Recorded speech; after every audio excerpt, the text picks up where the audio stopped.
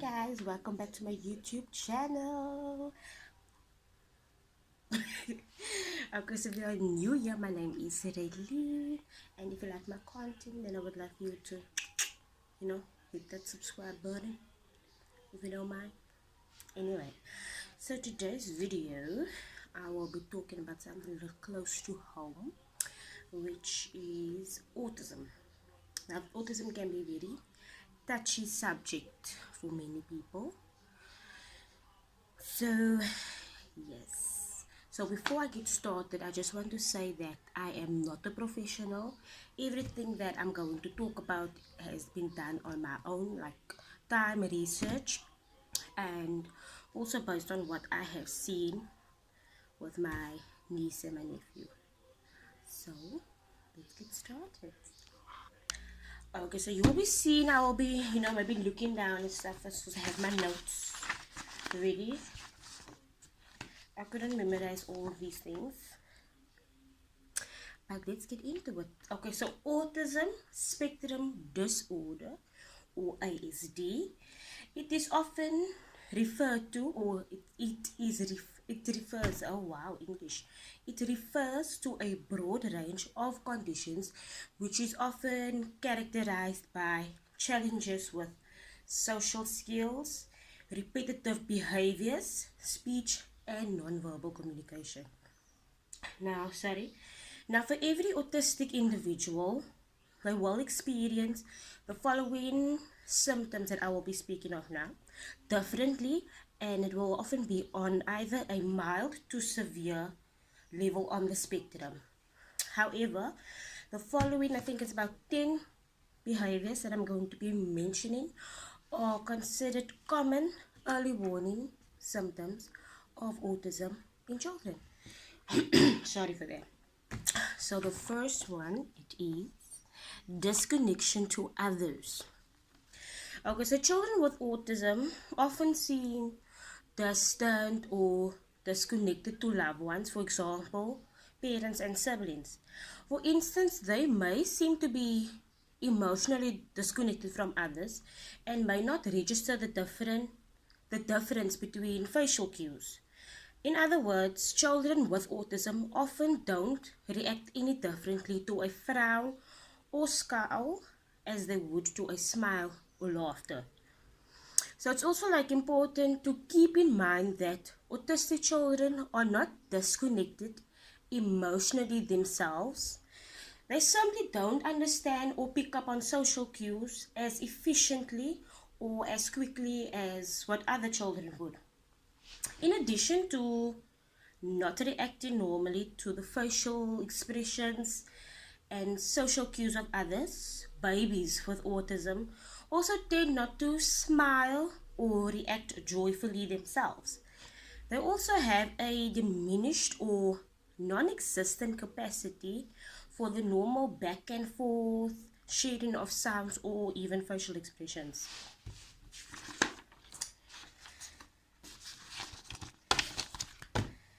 Yes, so what that one that I mentioned now, typically those symptoms will manifest by the time the baby is around about 9 months old. So go on to our next one, number 2. That will be apparent lack of empathy. So another characteristic which is common to children with autism is that they have difficulty empathizing, oh my word, sorry for that. Difficulty empathizing, I apologize, with others. So now, while empathy is a fairly advanced emotion, and it can be difficult to effectively detect and evaluate in babies as well as young children. So now there are often specific cues that you can look for. So generally speaking, autistic children seem to have difficulty understanding or appreciating situations from people's perspectives. So this is because they think that everyone understands the world as they do, which can cause confusion or the inability to foresee or understand the actions of others. So as with emotional disconnection, this does not happen because the child lacks the capacity for empathy. It is simply a sign of a developmental delay or disability that indicates the possibility of autism. You know, that is really how it goes. So number 3 we have is indifferent to human interaction. So now most children are very social by nature. However, infants with autism don't engage by staring at the faces of others, responding when hearing their name, mimicking facial expressions, or grasping at the fingers or hands of others during play. Instead, children with autism often just don't seem very interested in engaging in normal developmental games and activities, including socialization and imitating other people. Socializing, oh my god, socialization, including socializing and imitating other people. I don't know where my English is today. Anyway, so these symptoms typically begin to show when the child is 1 year to 18 months of age. So as socialization with other children continues, the symptoms may become more pronounced and noticeable. For example, by the age of 3, children normally want to play with toys and other kids, whereas autistic children tend to have less interest in toys and seem perfectly happy to play alone. By the age of 4, an autistic child may be completely ignoring other children when they're in preschool or group play situations. Now, this is so true because my niece, she is 7 years old, and she has a tendency to play alone. Like that's the best for her when she plays alone, and when she has like her own set of, like she always has a set of toys that goes with her everywhere. So as long as she has those toys, she is happy with playing alone, and we let her be. We let her be, because if the child is happy in that way, why force it, or why try to change them? Because that only messes up their routine, and you do not want to mess up their routine. So number 4, we have emotional outbursts. Now, in more rare cases, children with autism can display unbalanced emotional reactions to normal situations.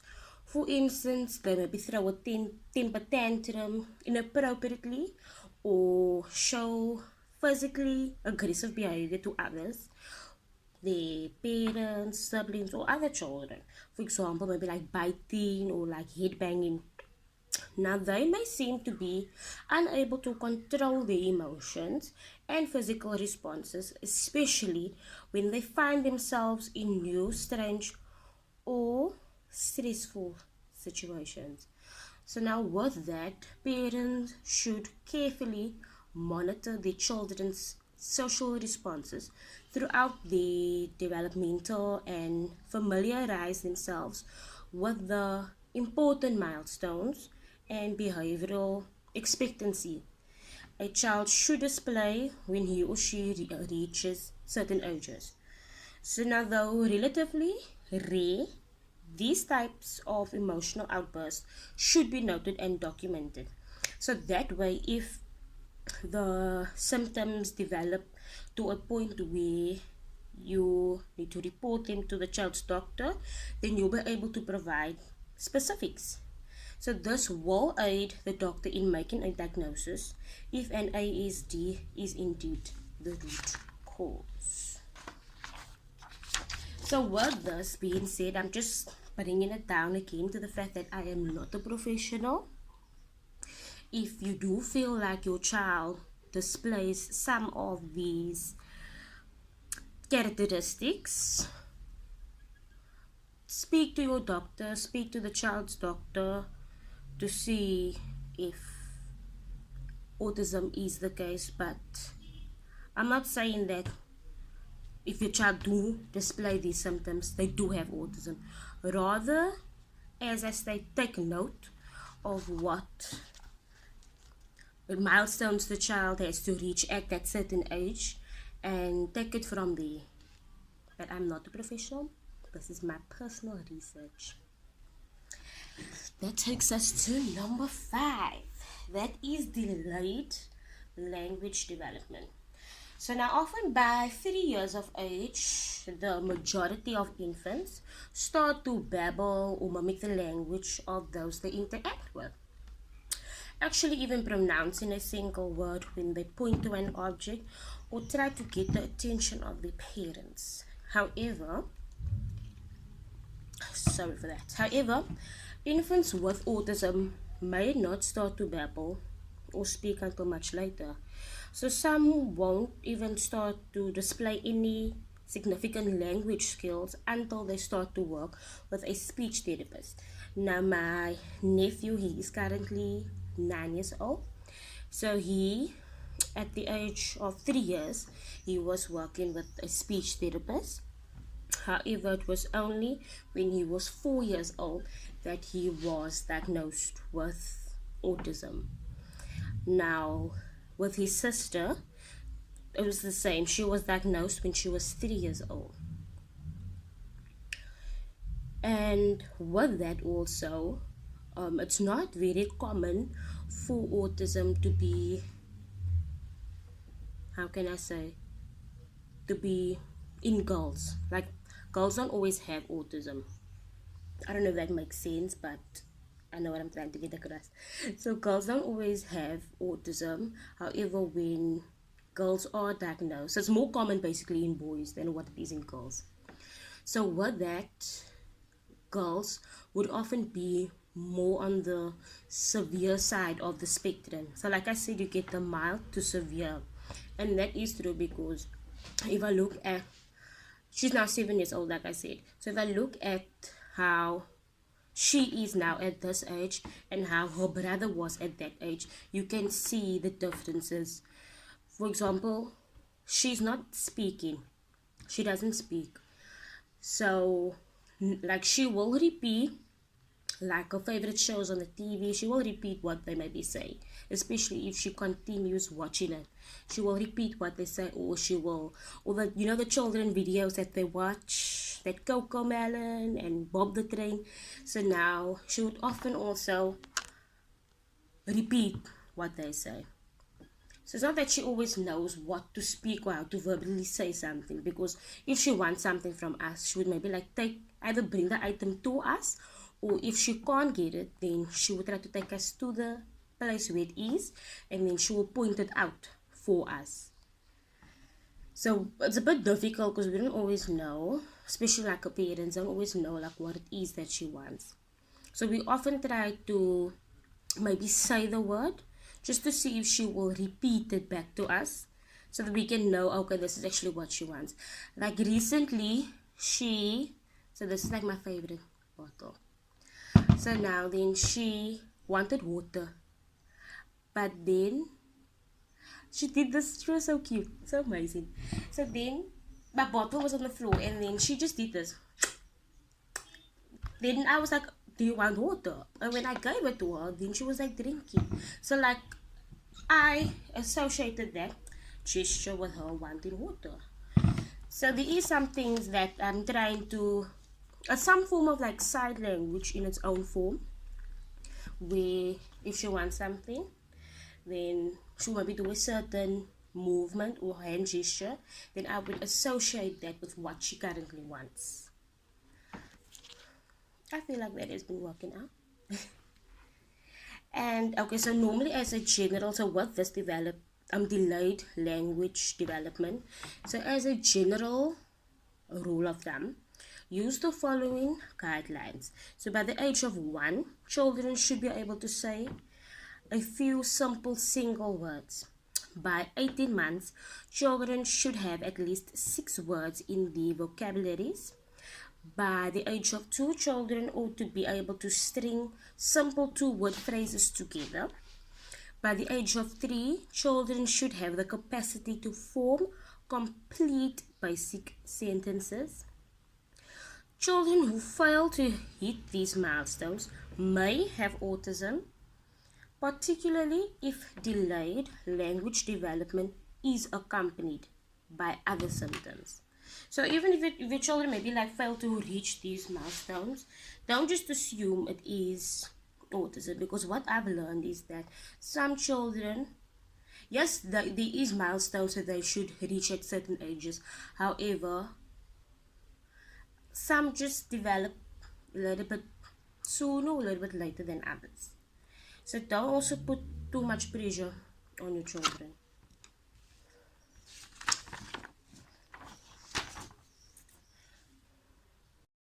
Okay, so we are now by number 6. So number 6, it is prone to non-verbal communication. So now, due to the fact that autistic children don't develop verbal communication skills as early as others, they may display a tendency for non-verbal communication. So, for instance, they may resort to visual or physical means of communication, just like I mentioned with my niece, such as drawing pictures or using gestures to make requests or engage in back and forth dialogue.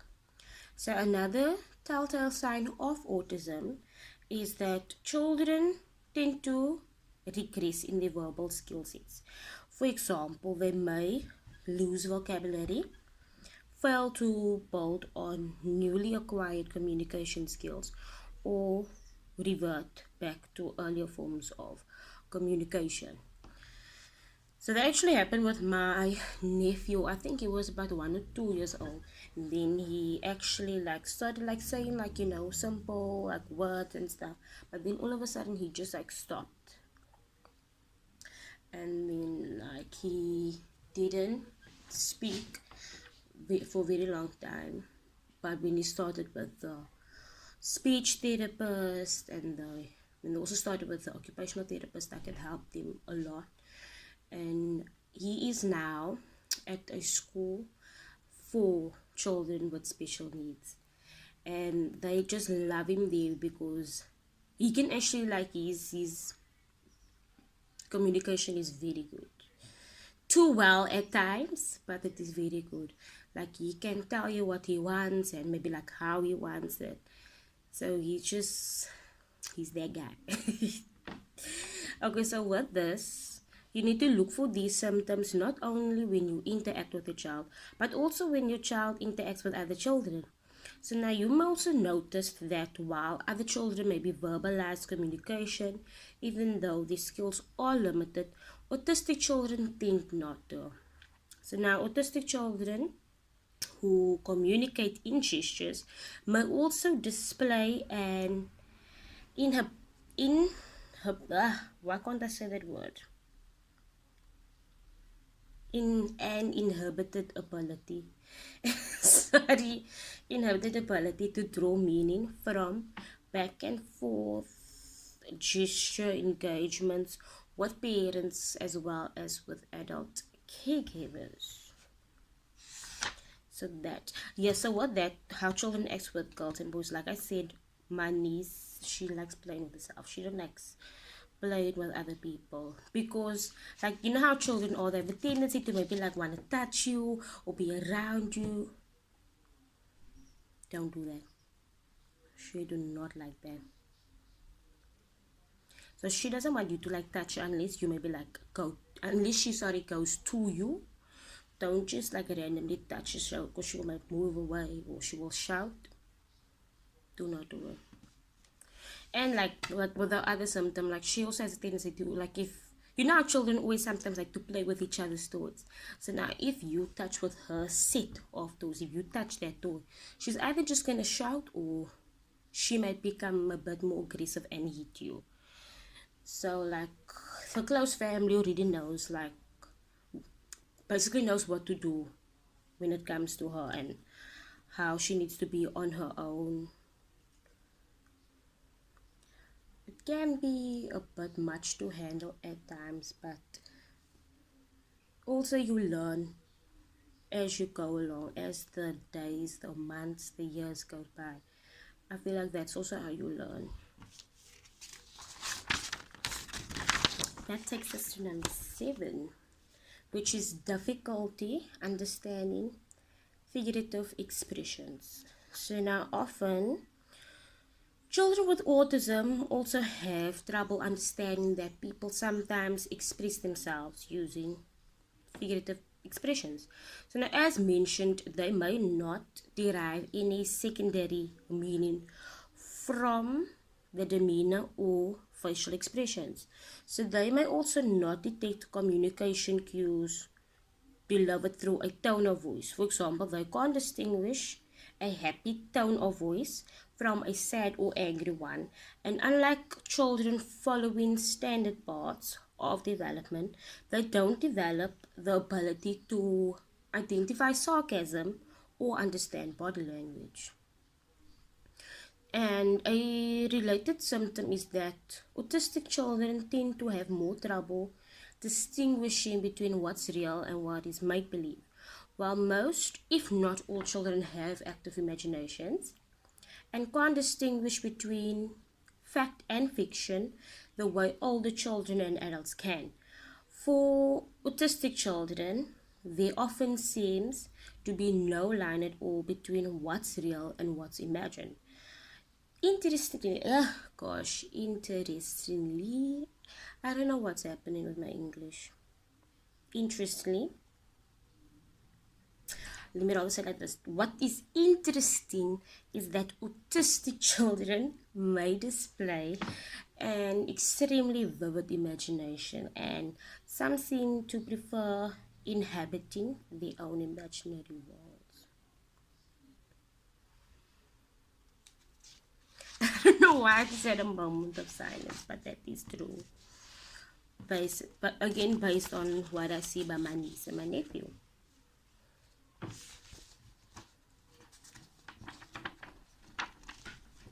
That takes us to number 8, repetitive behaviors. I said the word right. Individuals with autism are somewhat prone to repetitive behaviors.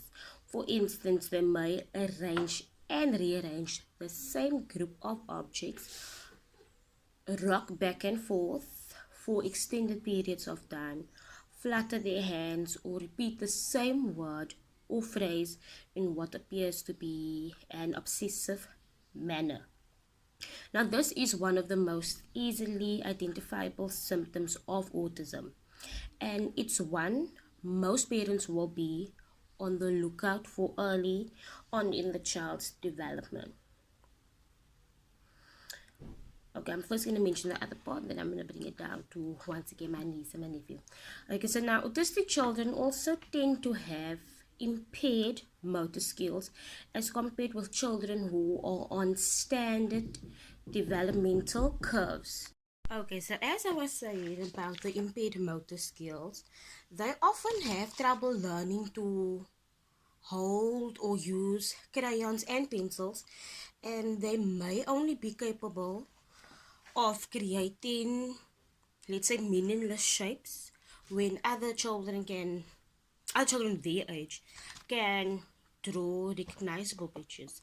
So even if the child is introduced to other activities and may show interest in them for a while, regression to abstract repetitive behavior is often a sign that the child may have an autism spectrum condition. So with 9, this is called Pica.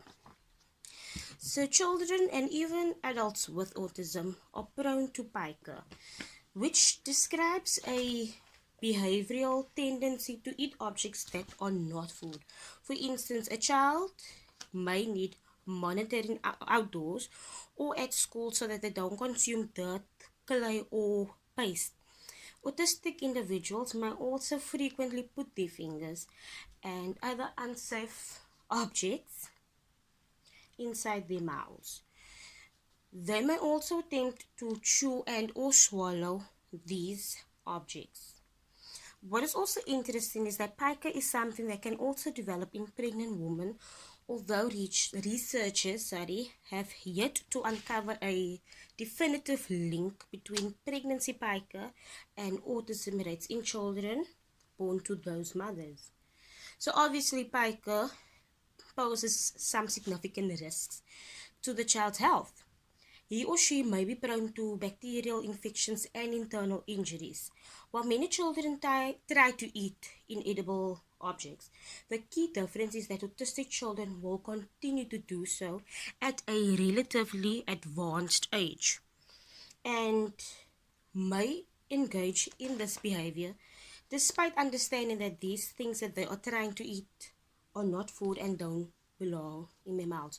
Now, my niece, she often have a tendency of putting rocks in her mouth, and thus at times actually like lead to maybe like some of her teeth being a little bit like becoming a bit broken because of her like that's biting the rocks. And she often played with the dirt and the sand, and she didn't always necessarily eat the sand, but she often like played with it and then had a tendency to maybe just like lick her hand. So that's why I always need to actually also monitor the child outdoors when it comes to those instances. So the last one we have, it is, which is number 10, which is sensitivity to external stimuli. Now, sensitivity to external stimuli is another early warning sign of autism. For example, autistic individuals may become stressed or agitated when exposed to specific noises, bright lights, or particular smells, tastes, or textures. They may also become hypersensitive to certain stimuli. In other words, they will insist on wearing certain items of clothing or colors, prefer rooms with bright lights or loud noises, and enjoy touching or playing with specific body parts. Now, many autistic children also display emotional stress when they are deprived of their preferred stimuli. Alternatively, the opposite can happen. An autistic child may avoid certain colors, clothes, sounds, lights, or areas of the bodies. Now, with my nephew, when I think he was about, I think it would be 2 to 3 years old, around about there, or 3 to 4. Now, you see that hand dryers in the bathroom. That sound irritated him like so bad. Like he became so agitated that if we go to the bathroom, we just had to go in, do what we need to do, and just immediately leave because that sound irritated him. Or we had to go to a bathroom where there wasn't a hand dryer. So it's also best to, if you know a child doesn't like a certain environment, try to stay away from that environment. And my niece, she still does not like certain clothing textures. So that's why she would often, like those close to us knows that, she would often maybe just be walking around in her top and underwear, or if she likes the texture of maybe of the onesie, she will wear that. So it's best to know what environment the child likes and just to like continue with that. And if you know the child doesn't like a certain environment, to take them out of it or try not to just be very much in that environment. And I forgot to say with the repetitive behaviors and that, oh, and routine basically. Now my niece, when she comes from creche, she has a tendency, she knows like what she needs to do, take off shoes, clothing that she does not want on, go to the bathroom. She has to have her noodles made because my mother made her used to that routine of having the noodles made. So she needs the noodles to be made, and then once that is done, or she has the noodles, then she would be in her house. Then she would be on the bed. She would have a chair on the bed, and a blanket would be draped around the chair to make some sort of fort. And with that, like all her toys that she, like I told you, the set of toys that she likes, then she would have that toys around her in a certain way. And if it's not in a certain way, you will hear, she will, like you can hear she becomes a bit agitated, especially not when it's like standing in the way she wants it to stand. So with that being said, that is it for today's video. So once again, not a professional. If you do feel like your child is displaying some of the autism signs, do go to your doctor, the child's doctor, to find out what can be done. And with that, autism can be, it's often either genetics as to how people get autism, is genetics, environmental. There's often sorry different factors that plays a hand in what causes autism. So you need to take that into consideration as well. And thus being said, one thing that I need to bring forth is that especially some of our family, my family, they like, I'm not bad mouthing, but I'm just saying, like, if you know a child is autistic, try to understand them before you just make assumptions of them. And don't say stuff like, yeah, why can't she keep on her clothes, and why can't she do this, why can't she do that. Understand the child, understand why she is the way she is, and accept it. Don't say she must do something a certain way because you don't like it, because thus it results in many things that I don't want to actually bring forth right now, but I'm just saying, just letting you know. And also, once again, if you know a child is autistic, don't say stuff, I hate this, don't say stuff like die kind is stati, the child's retarded, the kind is simple, child's just lazy. Refrain from that, please. Please and thank you. Please and thank you. Yes, that's all I'm gonna say. If you took offense to what I said, then I think you need to do a little bit of self-reflection. That being said, thank you so much for watching today's video. I hope it was informative. I'm sorry for the multiple times I have mispronounced things. Sorry, I apologize for that. But once again, thank you so much for watching. I hope you enjoyed it.